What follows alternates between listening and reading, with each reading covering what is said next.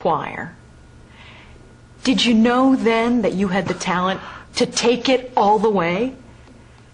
Well, I didn't know about all the way at the time. You know, it was just then and there. It was just church and, how do you say, talent at school, the talent shows and all of that, and singing with the family. I didn't know that much about careers and all of that stuff.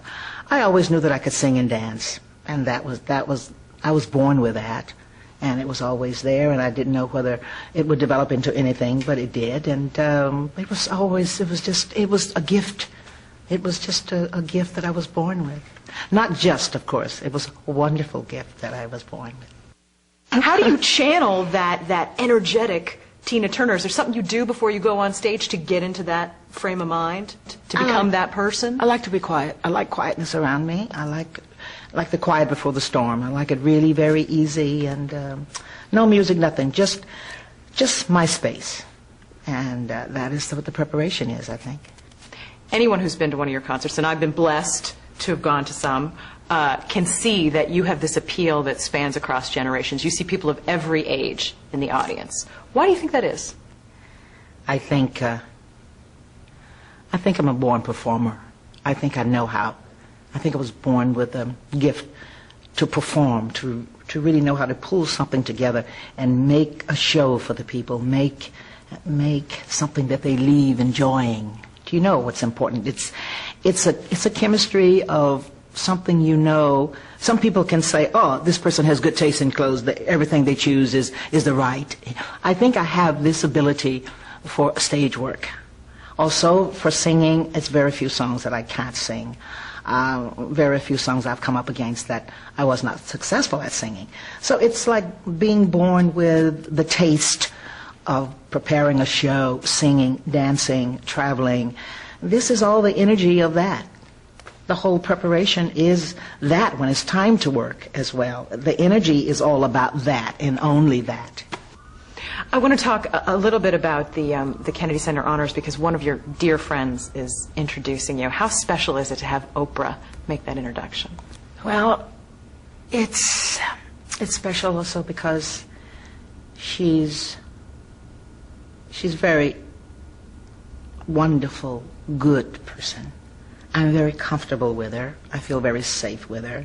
I think she honestly and genuinely likes me very much. Also is because she's done so much and she does so much. And to have someone of her character to support you, I think is another feather in the cap that's really very special. And I'm fortunate to have her to present me and for the other honorees that are performing my songs. All of the best ones came out to celebrate me. So it makes me feel special for those few hours. I think one of the things that you share with Oprah is that you have been so refreshingly honest about your life story, your whole life story. Why was it important to you to share that with your fans? Do you want to go back that far? Okay.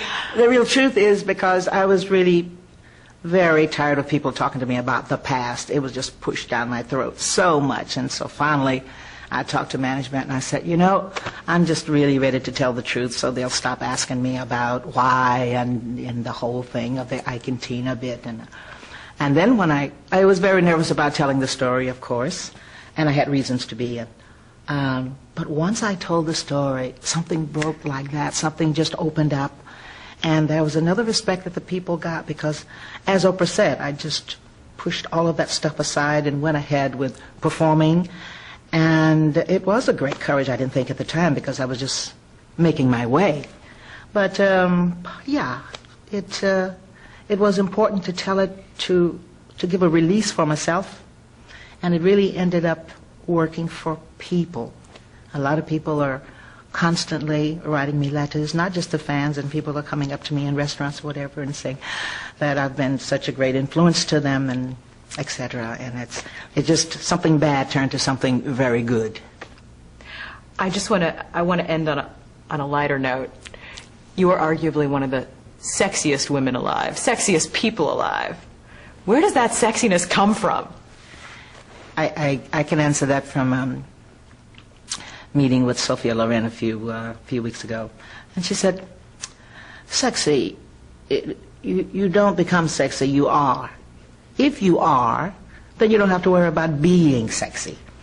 I'm on stage sexy sometimes with certain songs because the song is promoting that. But basically, I'm kind of like I am. You know, how can I explain that? I don't see myself as sexy. I try to look good, I try to look fresh, and I try to look modern. But I'm not always kind of sitting around pulling up the dress and the sexy bit, which is like how I see sexy. I think it comes in many different forms anyhow. But sexy is not something that I've worried about trying to be. Probably, yes, on stage, because I think it was a part of something I became with performance. But it's not something I worry about wanting or needing. It's just kind of innate.